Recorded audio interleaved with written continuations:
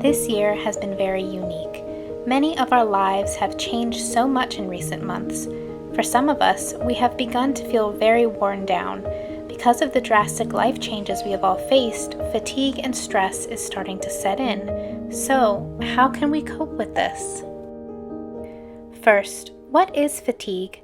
Fatigue can present itself in areas like lack of motivation, changes in eating or sleeping habits, our mood and our emotions, and sometimes we might find ourselves falling into extreme loss of motivation to the point that the more important things in our lives or the things that used to give us joy greatly suffer. So how can we overcome feelings of fatigue and lack of motivation? Here are 5 tips. My first tip is to try and stay connected with friends. It is very difficult right now due to concerns about the virus, but with technology we have tons of new tools at our disposal for connections. Video chats, phone calls, emails, text messages, and even a good old-fashioned handwritten letter is a great way to stay and feel connected with others. My second tip is to try and make the best of the time that you have. With all the excessive time that some of us now have on our hands, it can be overwhelming to try and decide what exactly to do with that time. Try and make a list of activities or projects that you have been putting off and slowly work through that list. Don't give yourself an end date that those things need to be done by. Instead, give yourself grace and accomplish those tasks so that they are done correctly the first time. My third tip is to try and keep a routine. Like I mentioned before, it can be very overwhelming to have so much extra time on our hands.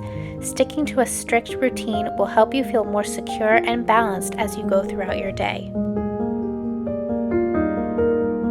My fourth tip for you all is to try to stay informed but not consumed. With how drastically things can change, it is important we still stay informed about our surroundings, but we do not want to fall down a rabbit hole of allowing the news to consume us.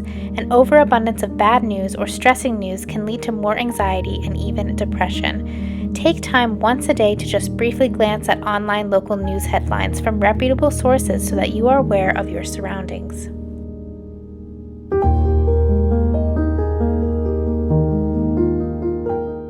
Now this is my last and final tip for you all today, and that is to try and change with the seasons. Some of us deal with seasonal depression during the late fall and winter months. Getting enough fresh air and sunlight is going to help combat this issue. Try and adjust your routine as the seasons change so that you get enough fresh air and sunlight throughout the day. Open up your curtains in your home to let in sunlight and air out your bedroom when you wake up by opening up the window for a minute or 2. Well, my friends, I hope you enjoyed this week's video. Please don't forget to like and subscribe. Leave me a comment in the comments down below and follow me on Instagram. I do hope to see you all next week. Please stay safe and please stay healthy.